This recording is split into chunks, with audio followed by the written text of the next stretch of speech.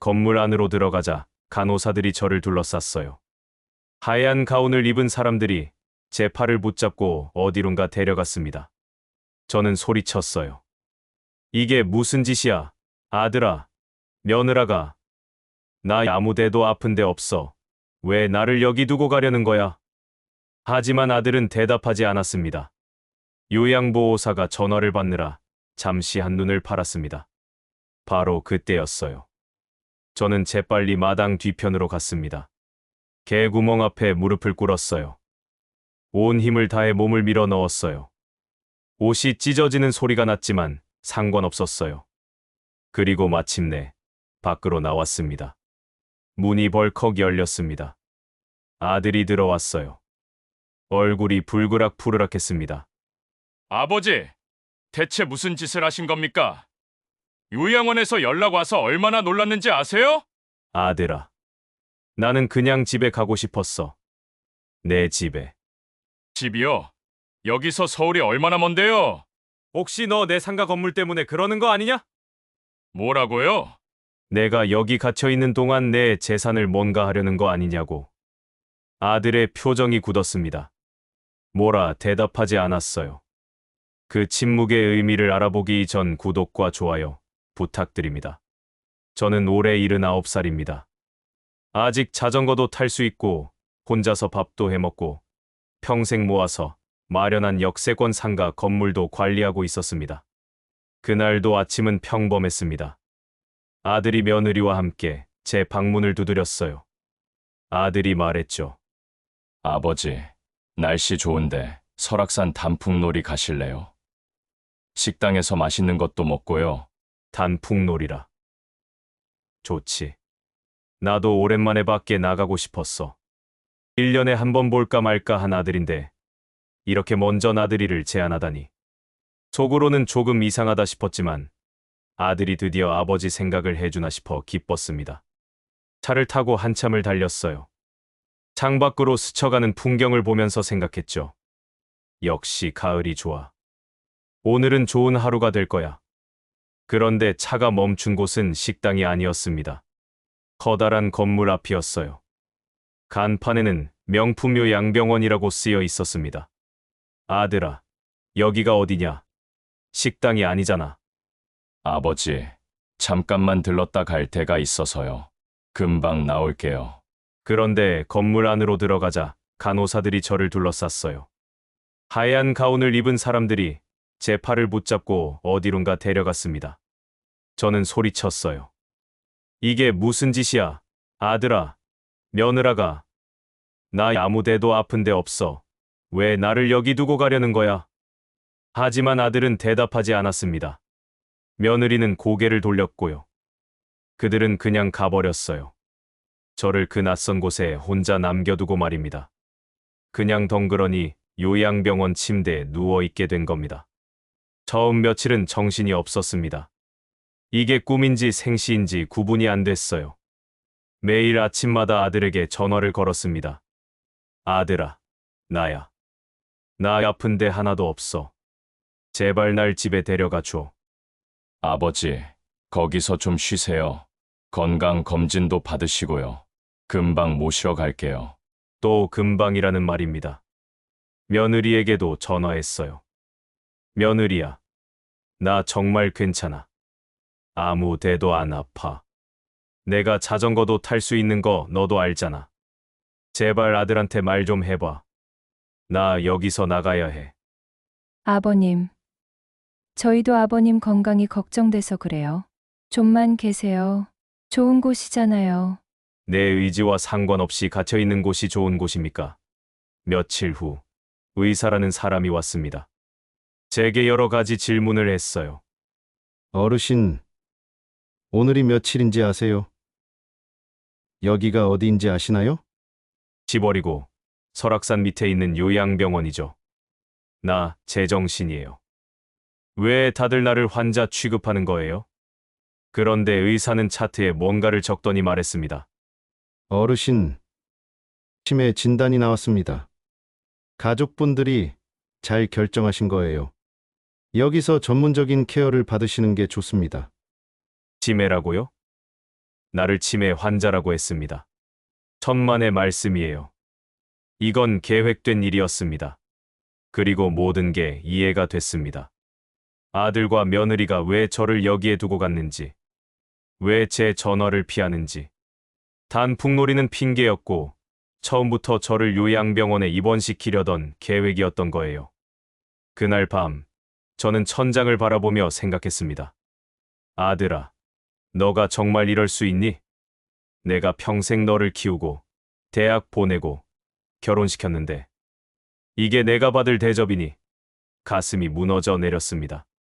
분노보다는 슬픔이 더 컸어요. 내 아들이, 내 피부치가 날 버렸다는 사실이 믿기지 않았습니다. 그 후로 요양병원에서의 생활이 시작됐습니다. 규칙적이고 정해진 일과였어요. 그리고 저녁 식사가 끝나면 간호사가 약을 가져왔습니다. 어르신, 약 드실 시간이에요. 이게 무슨 약이에요? 건강 보조제예요. 잘 주무시라고요. 그 약을 먹고 나면 정말로 잠이 왔습니다. 저항할 수 없는 졸음이었어요. 눈을 뜨면 새벽 5시였습니다. 매일 같은 시간에 눈을 뜨고 매일 같은 일과를 반복했어요. 마치 시계 태엽, 인형처럼요. 이 요양병원은 나가는 게 쉽지 않았어요. 비상구에는 전자 잠금 장치가 달려 있었고 창문은 다 잠겨 있었습니다. 간호사에게 물었습니다. 왜 문이 다 잠겨 있어요? 나가고 싶어도 못 나가는 거예요? 어르신 안전을 위해서예요. 특별보호 동의서에 가족분들이 다 사인하셨어요. 아들이 사인을 했겠죠.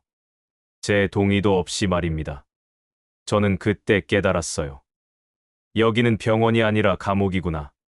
하지만 저는 포기하지 않았습니다. 협조하는 척했어요. 순한 환자인 척 행동했습니다. 약도 잘 먹고, 밥도 잘 먹고, 간호사들 말도 잘 듣는 척했어요. 그러면서 탈출할 방법을 찾았습니다. 오후 산책 시간에 마당을 천천히 걸으면서 구석구석을 살폈어요. 그리고 발견했습니다. 마당 뒤편 벽면에 작은 개구멍을요. 나이 든 사람이 겨우 빠져나갈 수 있을 만한 크기였습니다. 바로 저거다. 저 구멍으로 나가면 돼. 저는 마음속으로 계획을 세웠습니다. 언제 어떻게 저 구멍으로 빠져나갈 것인가? 기회는 반드시 온다고 생각했어요. 기회는 일주일 후에 왔습니다. 저녁 자유 시간이었어요. 요양보호사가 전화를 받느라 잠시 한눈을 팔았습니다. 바로 그때였어요. 저는 재빨리 마당 뒤편으로 갔습니다. 심장이 두근거렸어요. 79 평생을 살면서 이렇게 떨려본 적이 없었습니다. 개구멍 앞에 무릎을 꿇었어요. 생각보다 좁았습니다. 내가 빠져나갈 수 있을까? 잠시 망설였지만 여기 갇혀 있을 수는 없었습니다. 온 힘을 다해 몸을 밀어 넣었어요. 어깨가 걸렸습니다. 조금 더, 조금만 더. 옷이 찢어지는 소리가 났지만 상관없었어요. 그리고 마침내 밖으로 나왔습니다. 나왔다. 드디어 나왔어. 오랜만에 맞는 자유의 공기였습니다. 요양병원 담장 밖의 공기는 달랐어요. 정신이 번쩍 들었습니다. 빨리 가야 해. 저는 큰 길로 나가 손을 들었습니다. 택시 한 대가 섰어요. 어디 가세요? 할아버지. 서울이요. 서울 강남으로 가야 해요. 우리 집으로. 서울이요. 여기서 서울까지는 한참 멀어요. 요금이 꽤 나올 텐데. 괜찮아요. 가주세요. 제발. 택시는 달렸습니다. 창밖으로 풍경이 지나갔어요. 설악산에서 서울까지 얼마나 멀리 떨어진 곳에 저를 가둬뒀는지 실감했습니다. 아들은 왜 이렇게 먼 곳에 저를 보냈을까요? 집에서 가까운 요양원도 많았을 텐데 말입니다. 혹시 제가 도망갈까봐 일부러 먼 곳을 택한 건 아닐까요? 그런 생각을 하면서 몇 시간을 달렸습니다. 익숙한 서울거리가 보이기 시작했어요. 강남역 북은 제가 평생 살았던 동네였습니다. 가슴이 뛰었어요. 기사님, 여기서 내려주세요. 우리 집이 바로 저기예요. 택시비를 내려고 했는데 지갑이 없었습니다. 기사님께 사정을 말씀드렸어요. 죄송합니다. 지금 지갑이 없어서 집에 올라가서 돈 가져올게요. 조금만 기다려 주시겠어요? 아니, 할아버지. 그게 무슨. 제발 부탁합니다. 저 정말 여기 삽니다. 평생 이 동네에서 살았어요. 도망가지 않을게요. 기사님은 한숨을 쉬셨지만 기다려 주셨어요. 드디어 집에 왔습니다. 현관문 비밀번호를 눌렀습니다. 딸깍, 틀렸습니다. 이상하네. 다시 눌렀어요. 분명히 제 생일이었는데. 아니, 아들 생일이었나? 며느리 생일. 머릿속이 하얘졌어요. 손이 떨렸습니다. 이게 왜 안 열리지? 분명히 여기가 맞는데. 계속해서 여러 번호를 눌러봤습니다. 하지만 문은 열리지 않았어요. 10번, 20번, 30번. 수없이 시도했지만 소용없었습니다. 다리에 힘이 풀렸어요.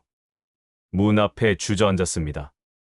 왜 내 집 비밀번호가 기억이 안 나는 거냐? 이건 분명 아들이 비밀번호를 바꾼 게 틀림없습니다. 아니고서야 이렇게 비밀번호를 틀릴 수 있나요? 지쳐서 그 자리에 앉아 있었어요. 얼마나 시간이 흘렀을까요? 정신을 잃었나 봅니다. 문 앞에서 그대로 잠들어 버렸어요. 눈을 떴을 때 저는 다시 요양병원 침대에 누워 있었습니다. 꿈이었을까요? 아니었습니다. 찢어진 옷, 긁힌 무릎이 증거였어요. 저는 정말로 도망쳤다가 다시 돌아온 겁니다. 문이 벌컥 열렸습니다. 아들이 들어왔어요. 얼굴이 불그락푸르락했습니다. 아버지, 대체 무슨 짓을 하신 겁니까?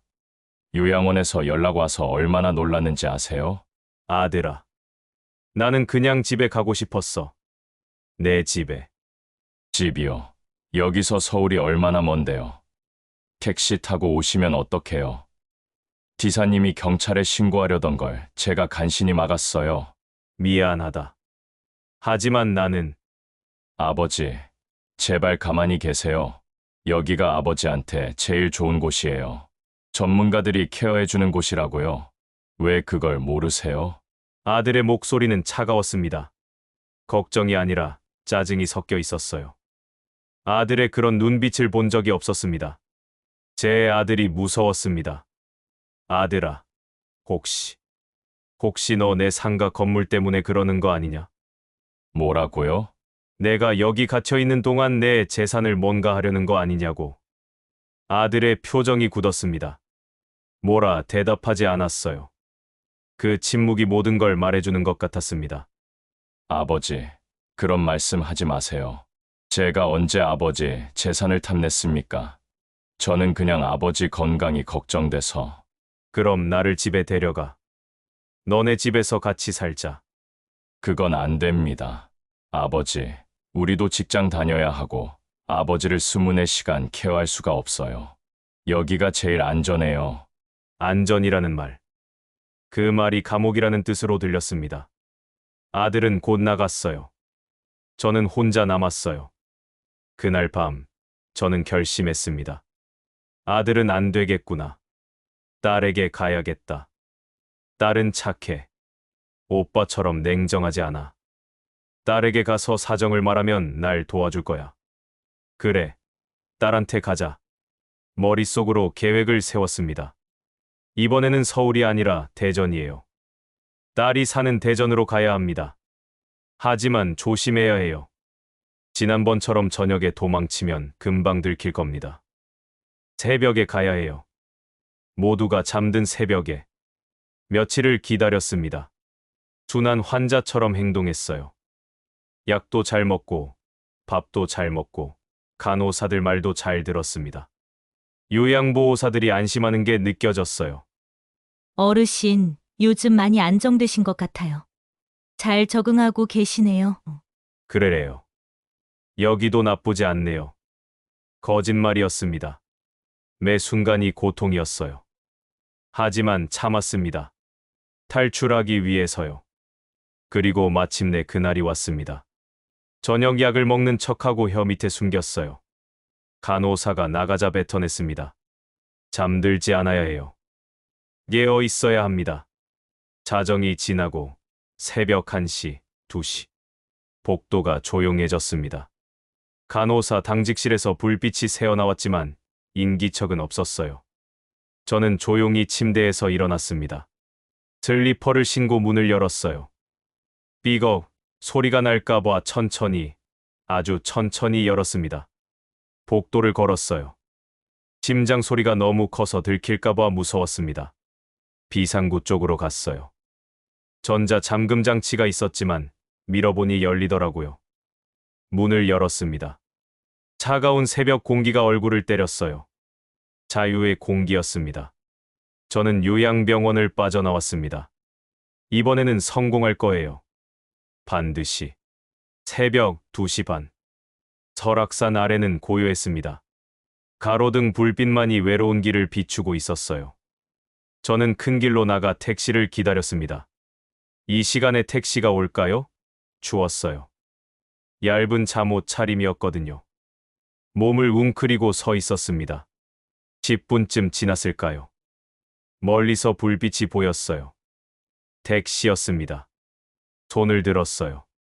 다행히 차가 섰습니다. 이 시간에 어디 가세요? 대전이요. 대전으로 가주세요. 급합니다. 대전이요. 할아버지, 지금 새벽인데.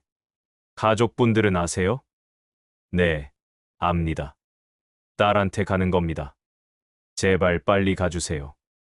기사님은 의아한 표정이었지만 출발했어요. 차창 밖으로 어둠이 지나갔습니다. 고속도로에 접어들자 속도가 붙었어요. 대전까지만 가면 돼요. 딸은 날 이해해 줄 거예요.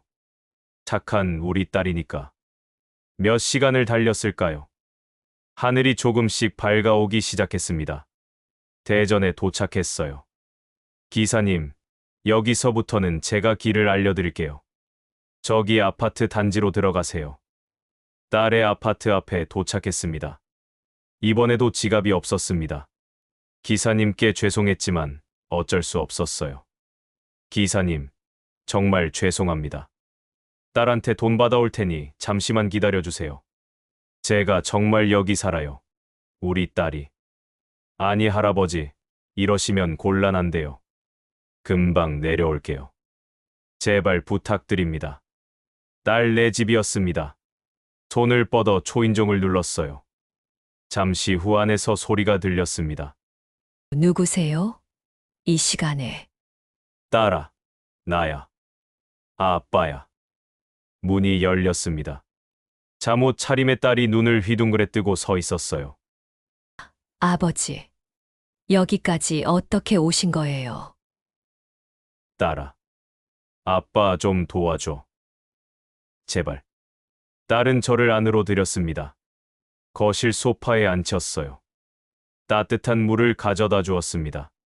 아버지, 대체 무슨 일이세요? 요양병원에서 어떻게 나오신 거예요? 딸아, 들어봐. 너희 오빠가 나를 요양병원에 가둬놨어. 내 동의도 없이 말이야. 그리고 내 생각엔 내 재산을 노리는 것 같아. 아버지, 무슨 말씀을? 12억짜리 상가 건물 있잖아. 그걸 노리고 날 요양병원에 가둔 거야. 안 그러면 왜 이렇게 먼 곳에 보냈겠어? 왜 날 집에 안 데려가겠어? 딸의 얼굴이 복잡해졌습니다. 뭔가 말하려다가 입을 다물었어요. 딸아, 너라도 날 믿어줘. 나 정말 멀쩡해. 요양병원에 있을 사람이 아니야. 자전거도 탈 수 있고 혼자 다 할 수 있어. 아버지, 오빠가 그럴 리 없어요. 오빠도 아버지 걱정돼서 그러는 거예요. 아니야. 오빠는 변했어. 날 보는 눈빛이 달라졌다고. 무서웠어. 내 아들이 무서웠어. 딸은 한숨을 쉬었습니다. 그리고 조용히 말했어요. 아버지, 병원에서 그렇게 몰래 나오시면 안 돼요. 위험해요. 혹시 길에서 무슨 일이라도 생기면 어떡해요? 그러니까 나를 집에서 살게 해달라고. 왜 요양병원에 가둬놔야 해? 나 아무 데도 안 아프다고. 아버지. 아버지는 치매세요. 그 말에 저는 얼어붙었습니다. 날도 같은 말을 하는군요. 나는 치매가 아니야. 그냥 가끔 깜빡하는 것뿐이야. 나이 들면 누구나 그래. 아버지, 5년 전에 진단받으셨잖아요. 그동안 오빠네 집에서 같이 살면서 많이 힘들었어요. 아버지가 밤에 자꾸 밖으로 나가시려고 하고, 화장실에서 넘어지시고, 병원이 아버지한테 제일 안전한 곳이에요. 5년 전, 제가 치매 진단을 5년 전에 받았다고요? 그런 기억이 어렴풋이 떠올랐습니다. 병원에 간 것, 의사가 뭐라고 말했던 것. 하지만 정확하지 않았어요. 안개 속 같았습니다. 그래도 나는 여기서 너랑 살 수 있어. 딸아, 아빠랑 같이 살자. 딸은 고개를 저었습니다. 아버지, 저도 학원 강사 일하면서 아버지를 돌볼 수가 없어요. 오빠가 결정한 게 맞아요. 너도 오빠 편이구나. 편이 아니에요, 아버지. 이게 아버지를 위한 일이에요. 나를 위한 일. 내 의사는 묻지도 않고 요양병원에 가둬놓는 게 나를 위한 일이라고요? 저는 더 이상 말할 힘이 없었습니다. 소파에 기대앉아 눈을 감았어요. 너무 피곤했습니다. 새벽부터 도망쳐 나와서 여기까지 오느라 기력이 다 빠져나갔어요. 잠깐 눈을 붙이려고 했습니다. 정말 잠깐만요. 그런데 눈을 떴을 때 앞에 아들이 서 있었습니다. 며느리도 옆에 있었어요. 둘 다 화난 표정이었습니다. 아들아, 너희들이 왜? 아버지, 또 이러시면 어떡합니까? 요양병원에서 난리가 났어요. 아버지가 없어졌다고. 목소리가 떨렸습니다. 화가 난 건지 걱정된 건지 알 수 없었어요. 아마 둘 다였겠죠. 하지만 저는 그 목소리가 무서웠습니다. 뒤로 물러났어요. 나 여기 있을 거야. 요양병원 안 갈 거야. 아버지, 정신 차리세요. 병원으로 가셔야 해요. 싫어. 나 안 가. 저는 딸에게 매달렸습니다.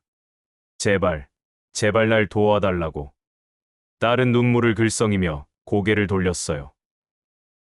딸아, 너마저 날 버리는 거니? 아버지, 죄송해요. 근데 오빠 말이 맞아요. 병원에 계시는 게 나아요. 아니야.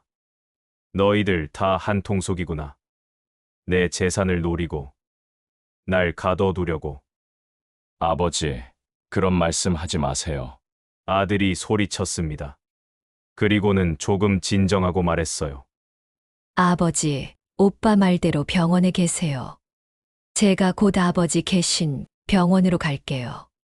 거기서 같이 지내요. 딸이 말했습니다. 뭐라고? 너가 요양병원에 온다고? 네. 제가 병원으로 갈게요. 그러니까 지금은 오빠 말 들으세요. 거기서 같이 있어요. 아버지랑 저랑. 저는 딸의 말을 믿었습니다. 믿고 싶었어요. 딸이 저와 함께 있어준다면 요양병원도 견딜 수 있을 것 같았습니다. 그래. 딸이 오면 괜찮을 거야. 우리 착한 딸이니까. 정말. 정말 올 거지. 거짓말 아니지. 네, 아버지. 곧 갈게요. 약속해요. 아들과 며느리가 저를 차에 태웠습니다. 다시 설악산으로 가는 길이었어요. 창밖을 보며 생각했습니다. 날이 온다면 괜찮을지도 몰라. 혼자가 아니면 견딜 수 있어. 그런 희망을 품었습니다. 요양병원에 도착했어요. 익숙한 건물, 익숙한 복도, 익숙한 방. 저는 다시 그 침대에 누웠습니다. 아들과 며느리는 간호사들과 뭔가 이야기하고 나갔어요. 저는 혼자 남았습니다. 그날부터 저는 밥을 먹지 않았습니다. 입맛이 없었어요. 간호사가 식판을 가져와도 고개를 돌렸습니다. 어르신, 드셔야죠. 안 드시면 건강이 나빠져요. 배 안 고파요. 그냥 두세요. 며칠을 그렇게 보냈습니다. 창밖만 바라보며 누워 있었어요. 딸을 기다렸습니다. 언제 올까? 오늘, 내일, 모레. 2주가 지났습니다. 여전히 오지 않았습니다. 한 달이 지났습니다. 딸은 오지 않았어요. 어느 날 젊은 요양보호사가 제 방에 들어왔습니다. 26쯤 돼 보이는 여자였어요. 어르신, 밥 좀 드세요. 제가 먹여드릴게요. 필요 없어요. 그냥 가세요. 어르신, 딸 기다리시죠. 따님 곧 오실 거예요. 그러니까 건강하셔야죠. 한 숟가락만 드세요. 네. 그녀는 숟가락에 밥을 떠서 제 입에 가져왔습니다. 따뜻한 미소를 지으며요. 이상했어요. 왜 이 낯선 사람이 저에게 친절한 걸까요? 왜 그러는 거예요? 제가 어르신 딸이 되어드릴게요. 여기 계시는 동안은요. 그러니까 한 입만 드세요. 저는 그 말에 울컥했습니다. 딸이 되어준다고. 이 젊은 사람이 제 딸이 되어준다고 했습니다. 입을 벌렸어요.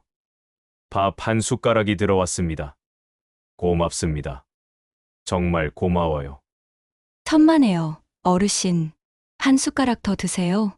그렇게 한 숟가락, 두 숟가락 먹다 보니 식판이 비었습니다. 얼마 만에 제대로 먹는 밥인지 몰라요. 요양보호사는 환하게 웃었습니다.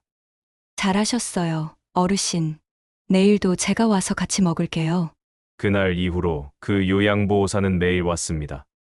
밥을 먹여주고, 이야기를 들어주고, 산책도 함께 했어요. 이름이 뭐냐고 물었더니 수진이라고 했습니다. 며칠이 지나자 다른 요양보호사들도 친절하게 대해주었어요. 젊은 남자 간호사도 있었습니다. 휠체어를 밀어줬습니다. 언제부터인가 제 다리에 힘이 없어졌어요.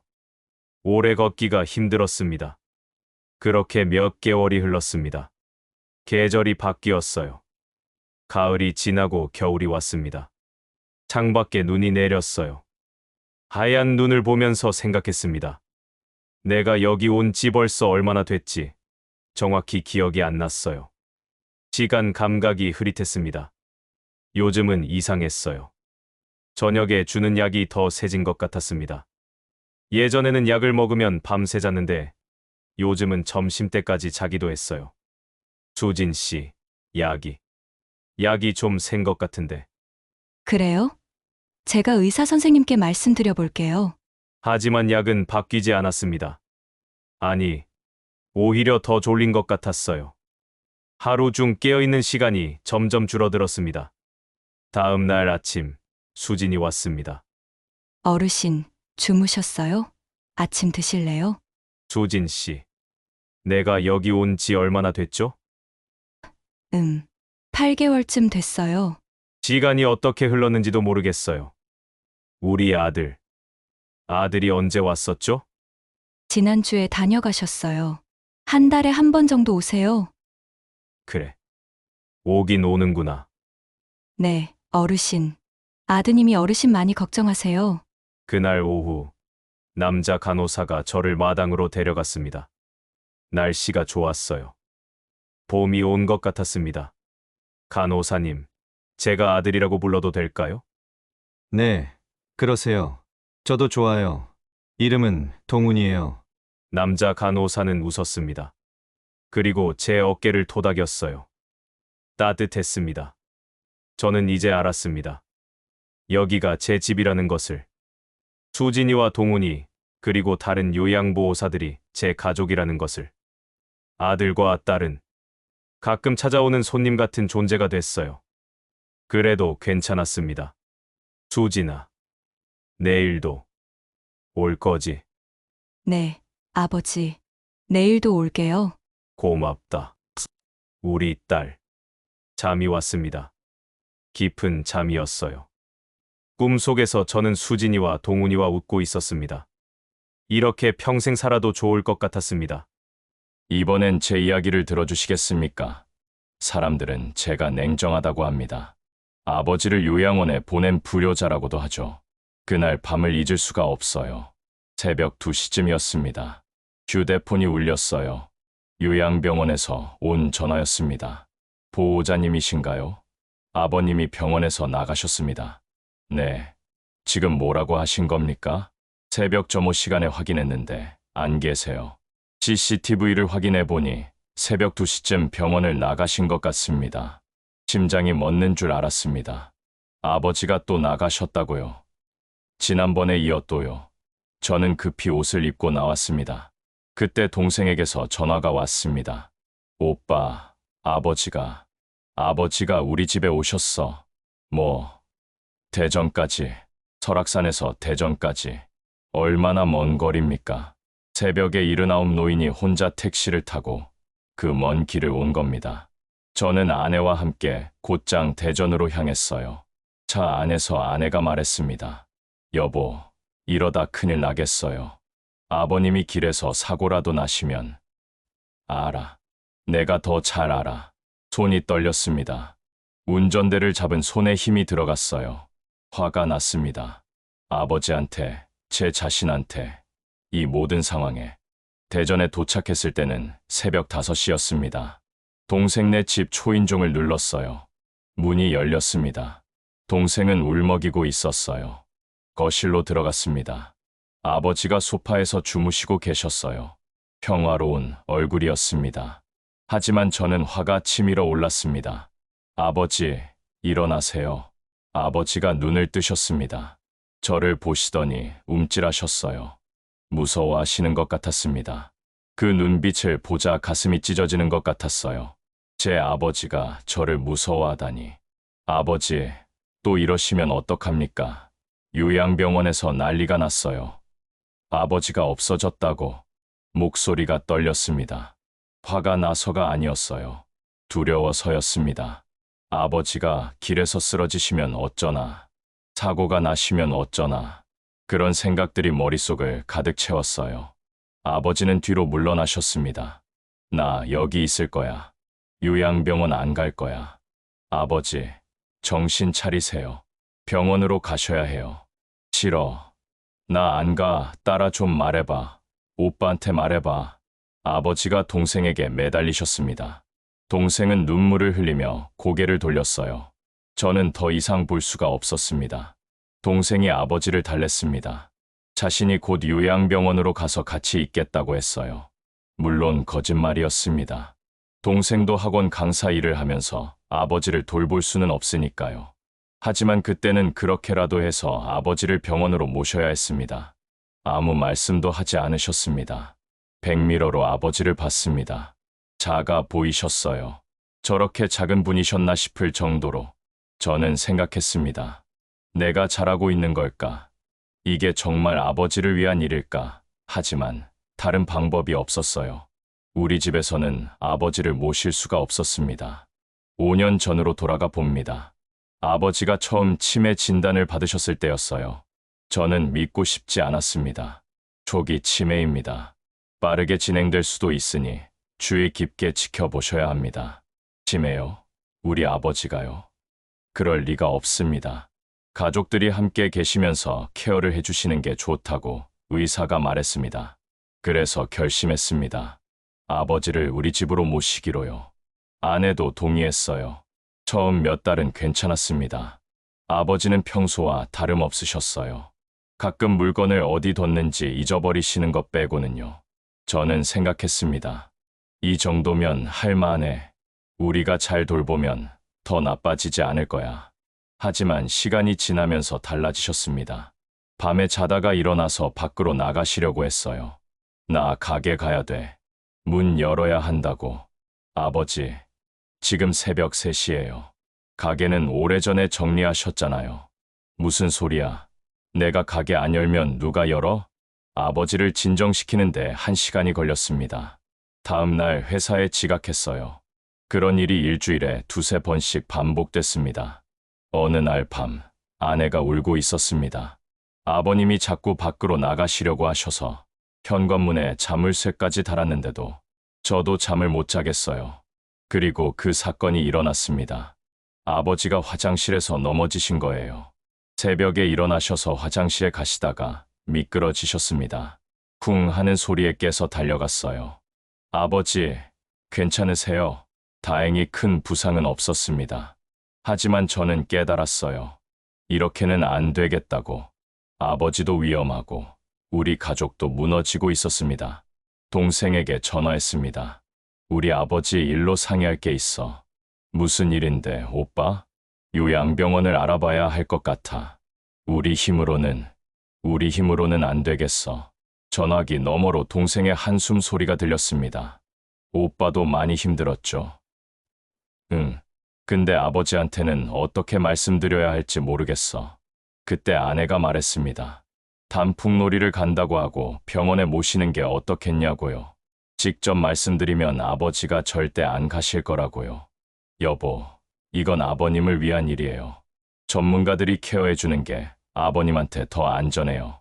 하지만 속이는 건데 다른 방법이 있어요? 아버님한테 솔직히 말씀드리면 가시겠어요? 말문이 막혔습니다. 아내의 말이 맞았어요. 아버지는 절대 안 가실 겁니다. 본인은 멀쩡하다고 생각하시니까요. 그렇게 그날이 왔습니다. 단풍놀이를 가자고 말씀드린 날이요. 차에 아버지를 모시면서 가슴이 찢어지는 것 같았습니다. 아들아, 오늘 날씨 참 좋다. 오랜만에 나들이구나. 네, 아버지, 날씨 정말 좋네요. 거짓말을 하는 제 입술이 떨렸습니다. 요양병원에 도착했을 때 아버지가 저를 보시던 눈빛을 잊을 수가 없어요. 배신감, 충격, 슬픔, 그 모든 감정이 담긴 눈빛이었습니다. 아들아, 이게 무슨 짓이야? 아버지, 죄송합니다. 하지만 이게 최선이에요. 그리고 돌아섰습니다. 뒤도 돌아보지 못하고 그냥 나왔어요. 차 안에서 울었습니다. 45 평생을 살면서 이렇게 운 건 처음이었어요. 여보, 당신 잘못이 아니에요. 나도 알아. 근데 왜 이렇게 가슴이 아픈 거야? 그 후로 몇 주가 지났습니다. 아버지에게서 매일 전화가 왔어요. 아들아, 나 여기 아픈 데 없어. 집에 데려가 줘. 아버지, 조금만 더 계세요. 건강 검진 받으시고. 전화를 끊을 때마다 가슴이 무너졌습니다. 회사에서도 집중이 안 됐어요. 아버지 목소리가 귓가에 맴돌았습니다. 그리고 그날이 왔습니다. 아버지가 처음으로 도망치신 날이요. 전화를 받고 우리 집으로 달려갔을 때 아버지는 현관문 앞에 쓰러져 계셨습니다. 하늘이 무너지는 줄 알았습니다. 겨울 새벽, 얇은 옷차림으로 문 앞에서 주무시고 계신 아버지를 보는 순간 제가 무슨 짓을 한 건지 깨달았어요. 택시 기사님이 옆에 서 계셨습니다. 아드님이신가요? 할아버지가 택시비를 못 내셔서 저도 어쩔 줄 몰라서 경찰에 신고하려고 했는데 죄송합니다. 제가 드릴게요. 택시비를 드리고 아버지를 깨웠습니다. 아버지는 제 얼굴을 보시더니 슬픈 표정을 지으셨어요. 아들아, 비밀번호가 생각이 안 나. 그 말씀에 심장이 찢어졌습니다. 평생을 사신 집의 비밀번호를 잊으셨다는 것. 그게 무엇을 의미하는지 저는 알았어요. 아버지를 다시 요양병원으로 모셨습니다. 가는 내내 아무 말씀도 하지 않으셨어요. 병원에 도착해서 화를 냈습니다. 하지만 그건 화가 아니었어요. 두려움이었습니다. 아버지를 잃어가고 있다는 두려움. 그날 아버지가 제게 하신 말씀을 잊을 수가 없습니다. 아들아, 혹시 너 내 상가 건물 때문에 그러는 거 아니냐? 뭐라고요? 내가 여기 갇혀 있는 동안 내 재산을 뭔가 하려는 거 아니냐고. 그 순간 말문이 막혔습니다. 상가 건물. 아버지는 기억하지 못하시는군요. 5년 전 병원에서 치매 진단을 받고 나온 직후였어요. 아버지가 저와 동생을 불러 모으셨습니다. 얘들아, 아빠가 할 말이 있다. 말씀하세요. 아버지, 상가 건물 말이야. 팔기로 했다. 네, 왜요? 그 건물은 아버지 평생 모아서 마련하신 건데 의사가 그러더구나. 치매는 점점 진행된다고. 나중엔 내가 판단을 못할 수도 있다고. 아버지의 목소리는 차분했지만 눈빛은 슬퍼 보였습니다. 그러니까 지금 내가 정신이 멀쩡할 때 정리하는 게 낫겠다 싶어. 건물 팔아서 너희 둘한테 5억씩 줄 거야. 아버지, 그러실 필요 없어요. 아버지가 그 건물로 월세 받으시면서 사세요. 아니다. 나중에 내가 정신이 흐려지면 너희들끼리 싸울까봐 걱정이다. 지금 깔끔하게 정리하자. 아버지, 아들아, 내가 아버지 모시고 살겠다고 했지. 고맙다. 나머지 2억은 내가 가지고 있을게. 그걸로 너희한테 폐를 덜 끼치도록 노력할게. 그렇게 아버지는 평생 모아 마련한 12억짜리 상가를 파셨습니다. 저와 동생에게 5억씩 증여하셨어요. 세금 문제까지 꼼꼼히 챙기시면서요. 네, 아버지, 감사합니다. 감사하긴. 이게 내가 너희한테 해줄 수 있는 마지막이다. 그때 아버지는 알고 계셨던 거예요. 앞으로 어떻게 될지를. 자신이 점점 무너져 갈 거라는 걸. 그래서 정신이 멀쩡할 때 모든 걸 정리하신 겁니다. 요양병원 침대에서 아버지가 저를 의심하는 눈빛으로 바라보셨습니다. 아버지, 상가는 5년 전에 이미 파셨어요. 그리고 저와 동생한테 5억씩 주셨잖아요. 기억 안 나세요? 내가 언제? 치매 진단 받으신 직후에요. 아버지가 직접 결정하신 거예요. 나중에 문제 생길까봐 미리 정리하신다고. 아버지는 혼란스러운 표정을 지으셨습니다. 기억이 안 나시는 거죠. 그 중요한 결정을, 그 큰 재산을 나눠주신 일조차 잊으신 겁니다. 내가 그랬어? 네, 아버지. 아버지가 스스로 하신 결정이에요. 저는 아버지 재산을 노린 적이 단 한 번도 없습니다. 목소리가 떨렸습니다. 아버지가 저를 믿지 못하신다는 게 너무 슬펐어요. 그랬구나. 미안하다. 괜찮아요. 아버지. 더 이상 말을 잇지 못했습니다. 그날 병원을 나오면서 울었어요. 아버지가 그렇게까지 생각하고 준비하셨는데 이제는 그것조차 기억하지 못하신다는 게 비참했습니다.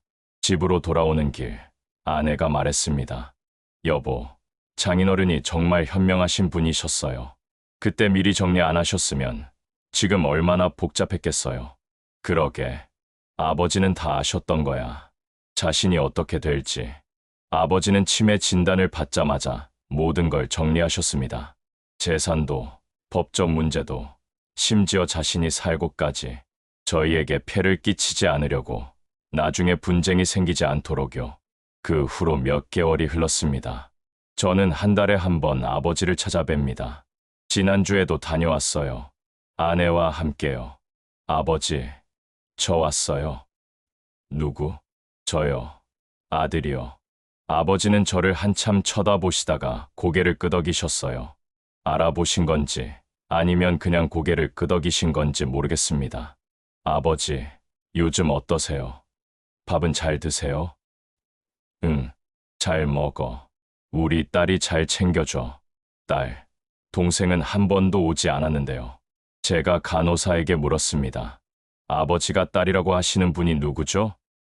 아, 요양보호사를 말씀하시는 것 같아요. 요즘 그분을 딸이라고 부르세요. 남자 간호사는 아들이라고 부르시고요. 아버지가 요양보호사들을 자식으로 착각하고 계신 거예요. 보호자님, 너무 상심하지 마세요. 어르신이 그분들을 자식처럼 여기시면서 많이 안정되셨어요. 처음엔 불안해하시고 도망치려고도 하셨는데 요즘은 편안해 보이세요. 그렇군요. 다행이네요. 정말 다행입니다. 아버지가 평화를 찾으셨다니요. 제가 아버지 기억 속에서 사라진다 해도 그래도 괜찮습니다. 창밖으로 설악산이 보입니다. 단풍이 붉게 물들어 있어요. 그날도 이렇게 아름다운 날이었죠. 아버지를 처음 요양원에 모신 날. 오늘도 아내와 함께 설악산으로 향합니다. 아버지를 만나러요. 아버지를 요양원에 보낸 불효자라고도 하죠. 심지어 재산을 노리고 그랬다고 수군대는 사람들도 있어요. 하지만 아무도 몰라요. 아버지가 스스로 모든 걸 정리하셨다는 걸. 재산도, 미래도, 당신의 삶도. 저는 아버지의 결정을 따랐을 뿐입니다. 이것이 우리의 이야기입니다. 완벽하지 않고 행복하지만은 않은 이야기. 하지만 그래도 사랑의 이야기입니다. 아들인 제 이야기까지 들어주셔서 감사합니다. 마지막으로 구독과 좋아요 부탁드립니다.